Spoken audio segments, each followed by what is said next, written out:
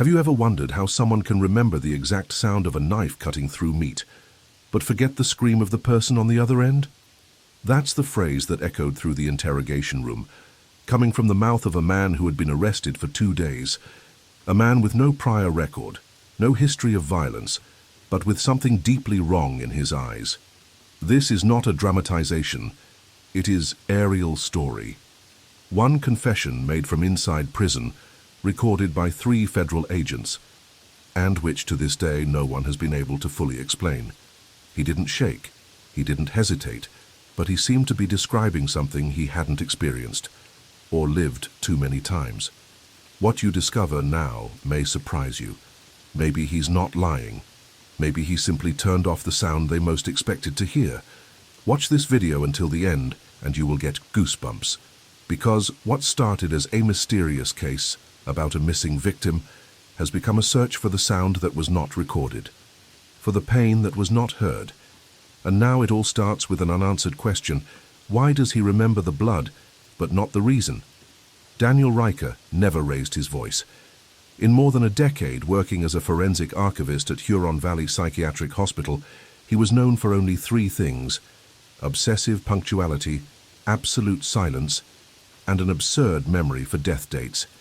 He was 42 years old, no close relatives, no close friends, no noise in his history. His colleagues said he looked like... He belonged in the hallways. He passed by, but no one noticed. Not because he was discreet, but because it didn't seem to take up space. His apartment was a replica of his own routine. Shelves aligned to the millimeter, identical cutlery stored by color, mirrors covered with dark scarves.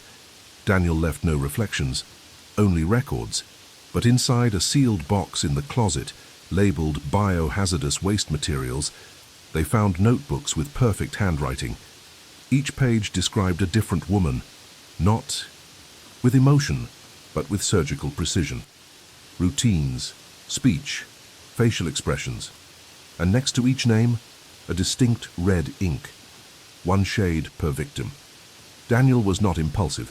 He was a system, a flesh and blood algorithm, trained to observe human errors like someone analyzing a corrupted file. He didn't seek pleasure. I was looking for a pattern, and it is in this pattern that the police began to understand. Maybe he was just starting out. Rebecca Lynn Porter, age 29, night nurse. She arrived at the hospital every day at 10:07 p.m. with the same backpack, the same headphones, and a cup of latte in her left hand. For 3 weeks, Daniel Riker watched her, not out of desire, but out of method. He didn't follow her with his eyes. He analyzed her like she was an equation. Rebecca made the mistake Daniel considered fatal. She was predictable. Every day, she checked the psych ward at 11:10 p.m., called her grandmother at midnight, reviewed the charts at 1:20 a.m. At 3:00 a.m., I dozed off for exactly 12 minutes in a chair at the central station.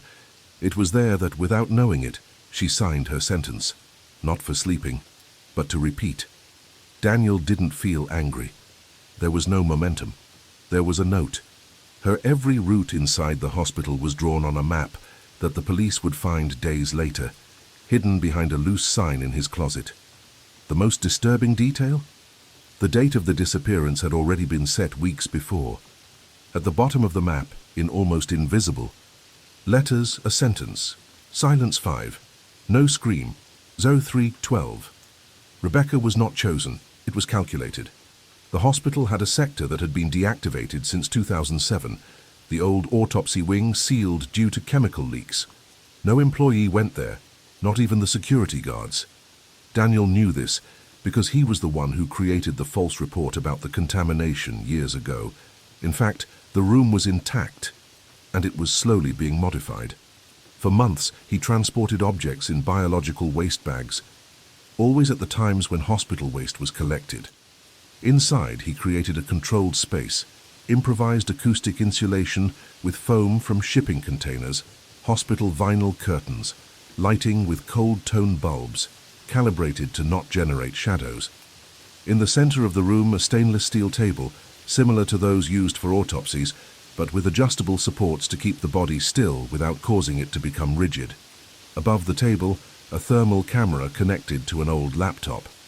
Around it, hooks and numbered shelves. Everything is catalogued. On the floor, white plates covered the raw cement.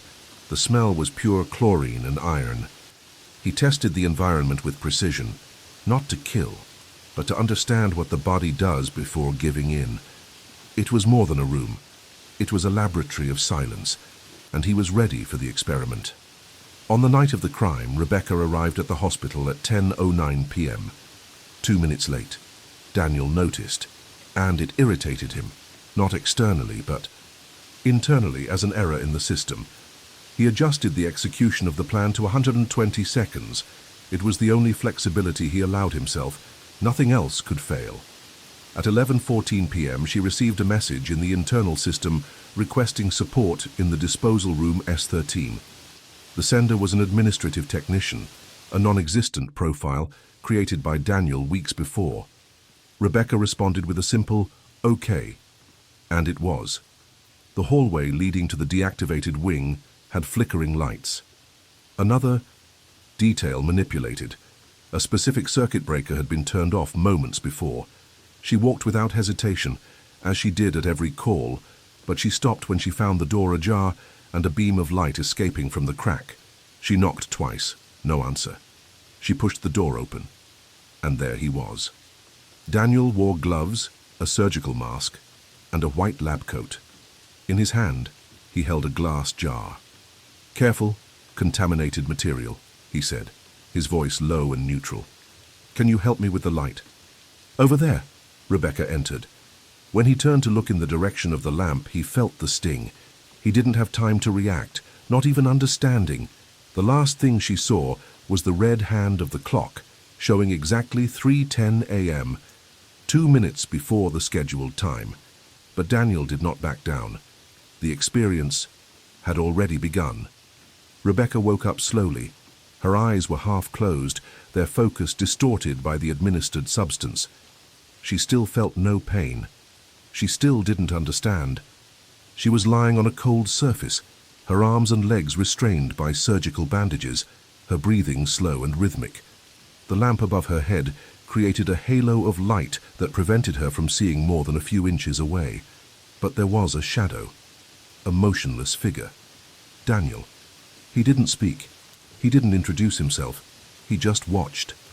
In his left hand, a sterilized blade. On the right, an activated digital recorder. 0312, he whispered, as if starting a practical test. The first cut wasn't deep.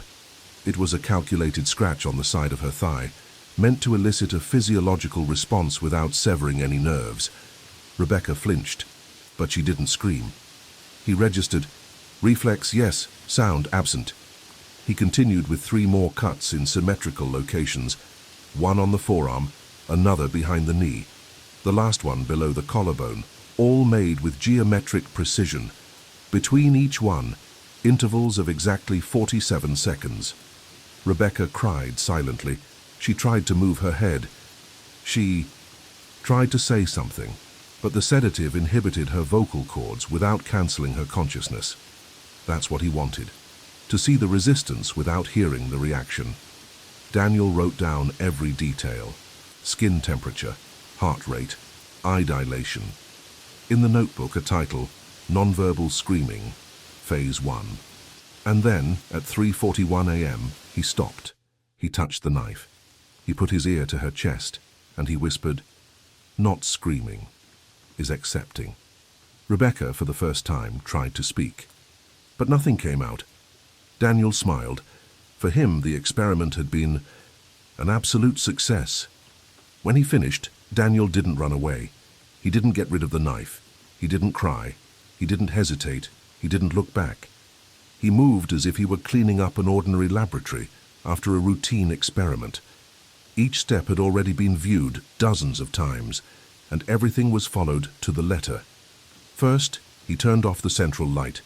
He replaced it with indirect bluish light to reduce any traces of blood that were visible to the naked eye.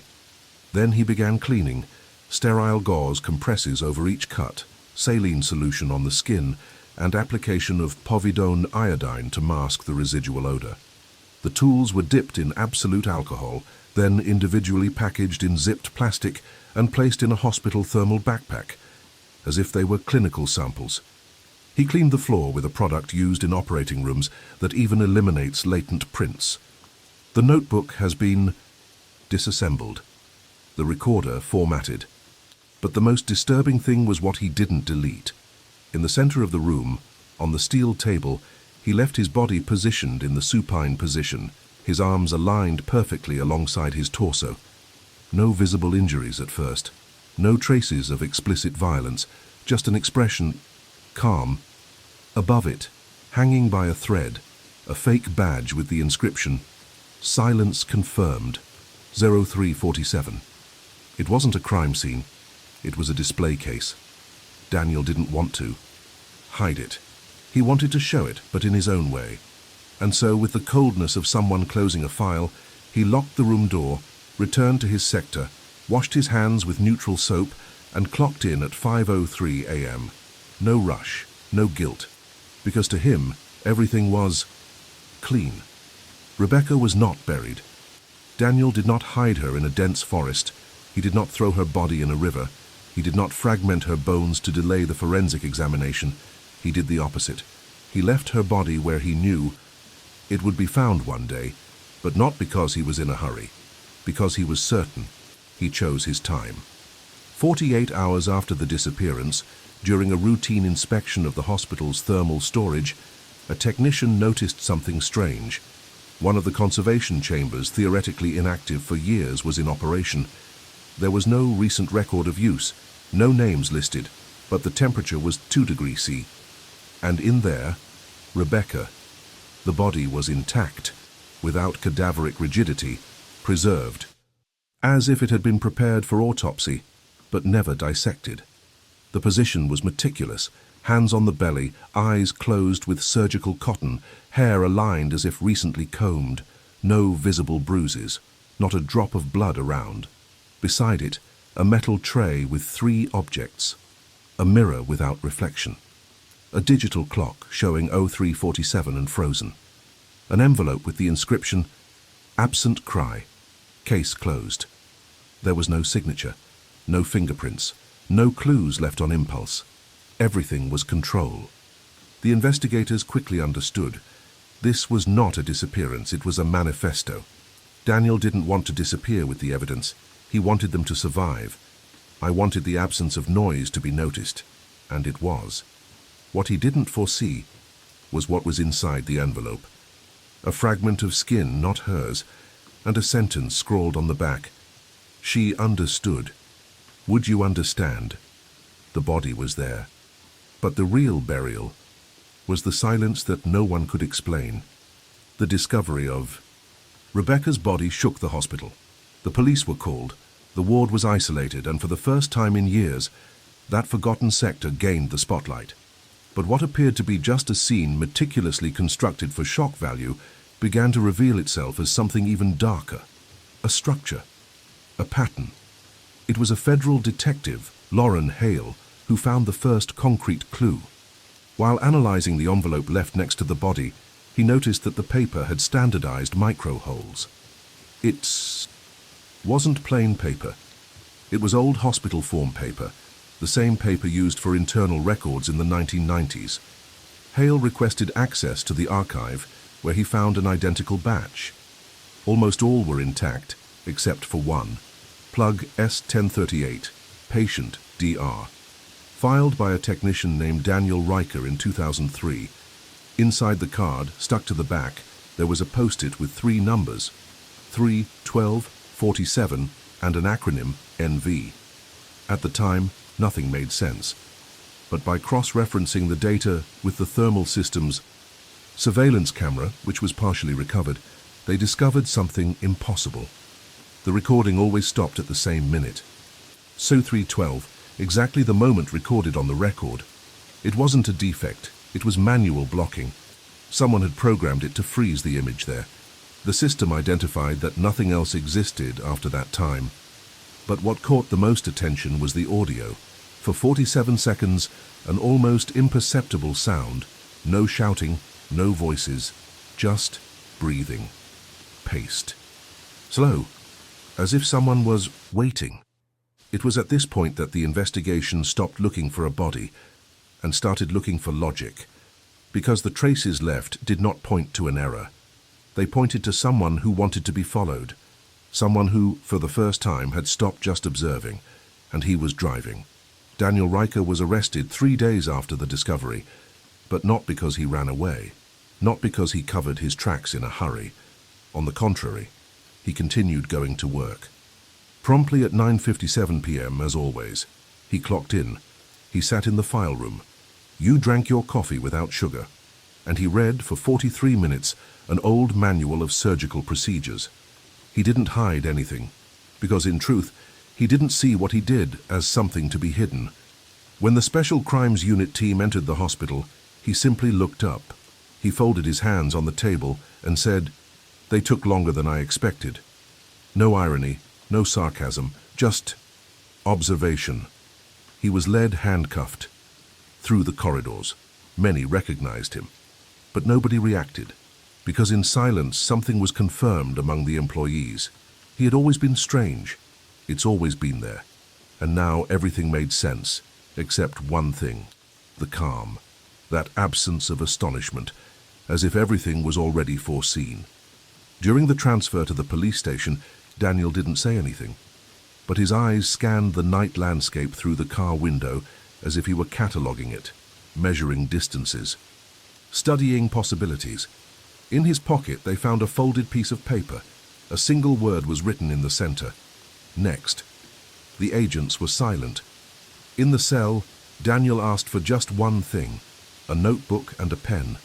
He didn't require a lawyer, did not request a call. "I just wanted to write." And during the first 48 hours of custody, he produced 63 handwritten pages without interruption. None of them talked about Rebecca, none mentioned the crime, but they all ended the same way. The scream is in you, I just pointed out. It was the beginning of its second phase, because Daniel, you never wanted to escape. He wanted to be heard, and now his every word was exactly what everyone wanted to hear, even without knowing what they meant.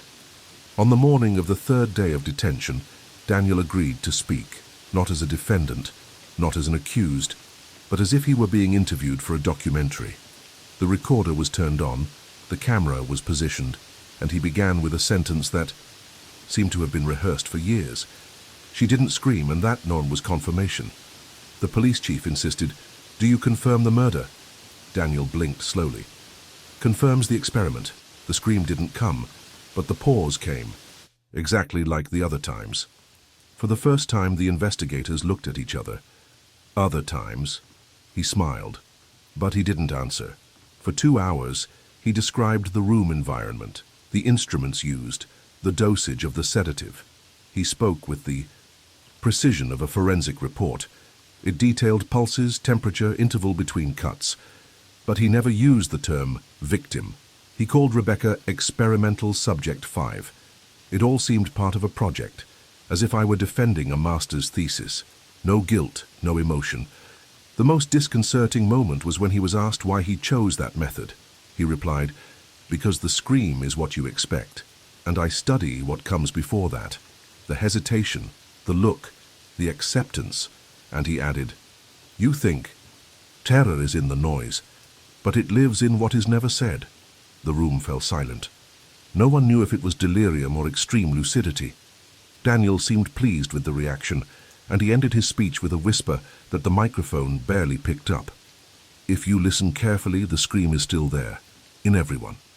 The confession was recorded, but it was not a confession in the legal sense. It was a manifesto. And even after all that, he didn't give up the names, no dates, not locals, because, for him, Rebecca was just one of the confirmations. What would come next was still under construction. For weeks, investigators, forensic psychologists, and behavioral experts have tried to decipher the notes Daniel Riker wrote in jail. But nothing seemed linear. The pages did not follow a chronology. Some had geometric designs made with a ruler, others had excerpts of disconnected poetry, and several repeated the same sequence of words. No scream, body present, emotional noise, 0. It wasn't a confession, it was a project. The twist came when a criminal linguist named Nora Caldwell noticed an unusual semantic pattern. The terms Daniel used in the notes aligned with technical vocabularies of sensory deprivation protocols. Cross-referencing data with old academic works, Nora found an archived thesis from 2001 never published, titled Neurosensory Reactions to the Absence of Auditory Pain. Author, Dr. The paper detailed theoretical experiments on the voluntary suppression of the fear response. The thesis proposed that the exact moment of acceptance of death, without screaming, without fleeing, without reacting, would reveal a new type of human communication. Silence as surrender. Rebecca wasn't the first. She was the first to react exactly as he expected. The pause, as he called it, was timed exactly. That's why the clock read 3:47. It was proof that the human mind can give in, without noise. Daniel's goal was not to kill. It was about finding the exact point, where the scream doesn't happen, the moment between fear and the end, and for that, he needed more than one body. In the notebooks, there were 7 acronyms, 5 crossed out, 2 open, one of them with the future date, November 14th, the other one, no date, just one word, you. Police still don't know who the other names are, but what Daniel revealed, without saying it clearly, is that he was not looking for victims. I was looking for results. And now that you have confirmation, he doesn't need to repeat it anymore. He can only instruct. Rebecca was buried under a grey sky, surrounded by artificial flowers and a heavy silence. No family members attended the funeral, only a co-worker, a police officer from the investigation, and the local pastor. The coffin was sealed by doctor's order, but not because of the state of the body, because it was impossible to explain what had happened. Daniel Riker was formally charged with aggravated murder with premeditation, concealment of information and forensic manipulation. But at trial, something unexpected happened. He pleaded guilty, on one condition, that he be allowed to speak for 47 seconds before sentencing. The judge allowed it, and during that time, Daniel remained silent. He looked at the jurors one by one as if recording their faces, and only at the end he murmured, "If I am forgotten." The sound returns. He was sentenced to life in prison, but 3 weeks later, an envelope with no return address arrived at the Michigan Police Department. Inside was a USB flash drive, a single audio file, running time 47 seconds. The recording, breathing. At second 32, a metallic click. At second 44, a female voice, barely audible. "Now, I get it." The sending IP was from another state. The content was not disclosed, but an agent on the team confided, "It doesn't sound like a recording. It sounds like a response." Daniel didn't kill for pleasure. He wanted to hear. And now, it looks like someone is responding. If this story gave you goosebumps, comment. The scream came later. Leave a like, subscribe, because in the next episode we'll show the contents of a notebook hidden inside cell 42. And why does it only have one word written, to teach?